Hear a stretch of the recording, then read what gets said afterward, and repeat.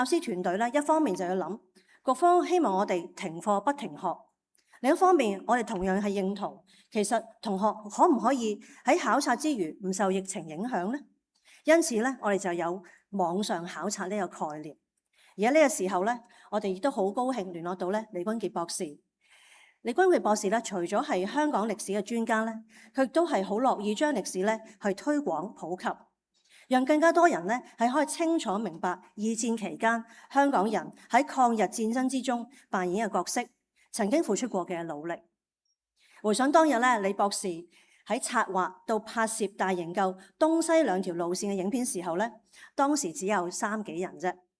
我哋真係要衷心感謝佢今日能夠參與我哋今日活動之中進行分享。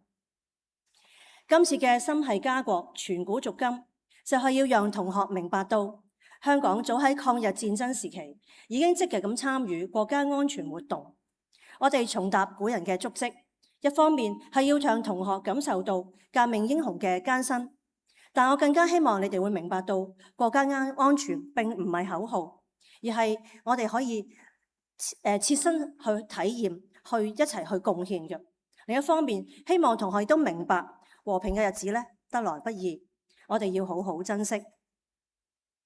希望喺今日嘅活動之後，國家安全嘅種子可以種植喺大家嘅心中，茁壯成長。亦都希望今日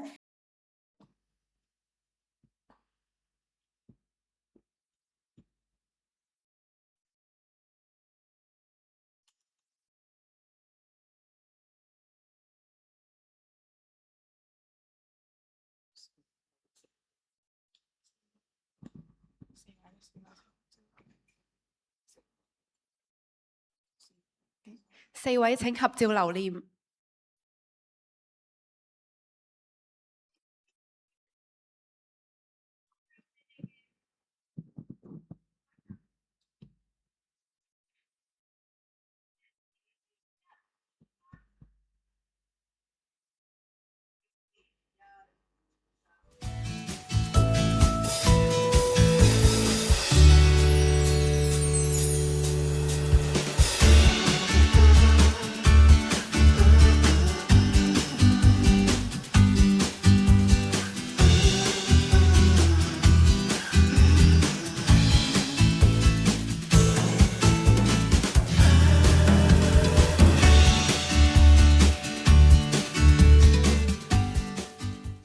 有啲咩人經過啦？咁啊，呢啲就係其中咧被營救嘅對象。因為咧第一批要走嘅係咩人咧？就頭先講啦，我哋講廖承志、連貫、喬冠華。因為點解佢哋第一個任務咧就要去大後方咧，要組織咧即係東江中隊游擊隊咧去接呢啲文化人。咁啊，佢哋諗過我哋要救嘅話咧，嗱，因為個大背景係咩咧？日軍要搜捕呢啲所謂嘅抗日民主人士啦。咁但係咧，同時咧，日本人咧佢推行一個叫歸鄉政策，唔知大家有冇聽過啦？就係因為咧香港咧由當時咧大概係百幾萬人咧，佢得翻咧剩翻50萬人，因為點解咧？當時咧冇乜糧食啊，冇乜資源喺香港啊。日本人點啊？你叫逼又好啦，夾硬又好啦，或者又用啲錢氹人又好啦，即係威逼你又好咧。佢係叫翻啲住喺香港人咩啊，翻去大陸啊！咁嗰陣時歸鄉政策之下咧，咁啲文化人點啊？可以點啊？埋頭隱姓，因為大家知道額頭唔會作住你叫咩名噶嘛，係咪啊？咁你可以點啊？扮難民，你要翻去內地咧，因為咁啱當時個背景咧就係歸鄉政策啊！咁啊，跟住西線啦，咪啦望一望啲人嘅名啦，包括頭先我講啦，廖承志嘅媽媽何香凝啦。呢個就係西行線嗱，你見有陸路嗰個咧。陣間我哋講下過癮嘅地方喺邊度啊？咁啊，如果你淨係睇香港咧，我哋應該要同咧，我哋講要聯通祖國係咪？背向祖國，聯通世界係咪？而家成日都會講呢句係咪？咁啊，其實你講呢次嘅抗日大營救咧，其實你要睇翻咧，我哋係中國嘅腹地嚟嘅。啲人點樣走咧？其實咧，我哋係點啊？因為你靠海，佢就可以去到內陸嘅地方。咁啊，所以咧頭先講嗰幾條線咧，最後咧佢哋安全咧翻去咧。即係我哋講新田啦，最後咧，你哋都未問我點解會參加游擊隊，就要講點打仗？真正係打斷同學啊！我見你後邊有張相喎，佢個好靚女咧，好似同學同同學好幾多歲啊？嗰陣時影嘅呢張相，呢張相細個嗰個叫林真啊嘛。係啊，我知道叫林真，唔係叫阿珍啊嘛。咁但係佢幾多歲？嗰張相啊，十嗰張相就都10零歲啦。 10零歲係咪啊？係啦。咁但係已經打完仗咯噃。打邊個仗？打日本仔個仗打完咗啦。係啦。